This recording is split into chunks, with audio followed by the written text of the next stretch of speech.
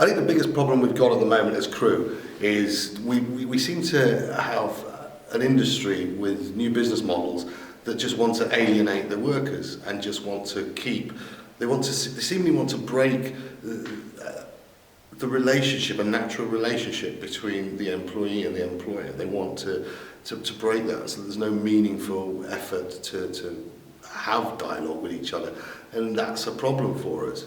The operators with the new business models want to create an environment where they don't have to think or deal with their employees or with their aircrew, and we feel that there's a social risk to that, because you've got operators and you've got employees. The employees can't speak to the employer. They're essentially, they may be paid, but it's going back in time. It's like something out of the mills and the mines when everything was in black and white. And that's where we seem to be taking the aviation industry. The operators want to have a compliant workforce where the relationship is just one way. And in what way do they try to do that? Like in what way do well, they're employing people through agencies, and that's not unusual in many lines of work. You know, getting third-party agency work and put people in when you need them. Yeah, because businesses are fluid. Sometimes you need 1,000 people, sometimes you need 1,200 people. So you can get people through agencies when you need to get a surplus. But at the moment, it's not done for that reason. It's done purely to get around having to pay sick pay, holiday pay, having to sit around the table and discuss pay negotiations or discuss terms and conditions at work, all of those things. We want to be part of the circle. It's an operation. We've got just as much vested in it as the board, as the management teams, as the regulators. We're as involved, and we actually care just as much as they do. I think sometimes that's missed in the effort to kind of create a culture where the workforce doesn't really have much of a voice.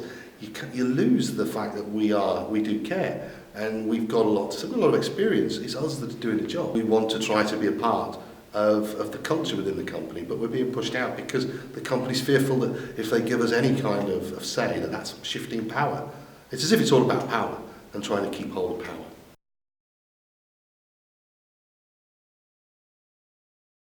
Well, I think working together across all of the member states cannot be a bad thing, just as a philosophy. Knowing what's going on in another member state, it just that in itself is a good thing for us, for my members in my country, for the airline that I operate in, and for the airlines that I look after within the UK. And as chair of the Joint Aircrew Committee, the responsibility of being the voice for an awful lot of cabin crew and pilots, because it's a Joint Aircrew Committee. So to funnel their needs, what's going on, particularly there's different cultural elements, and being able to put that together, and also to understand that some things that you might want in one place could have an impact in another.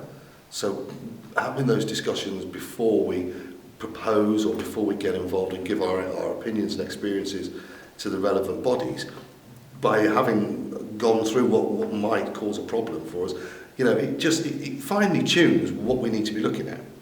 It allows us to work together to find a way of being succinct and putting it together where we need it to be and in the right forum, because you've got the social dialogue forum, you've got the EASA safety forum. So knowing where your problems lie, whether it is a national issue, is it something that you should be dealing with at a national level, and this is something we can't deal with at an international level. So by having that dialogue between us all those unions together, we can advance the cause for everybody, for all of our members, and look at ways of helping each other with local issues too.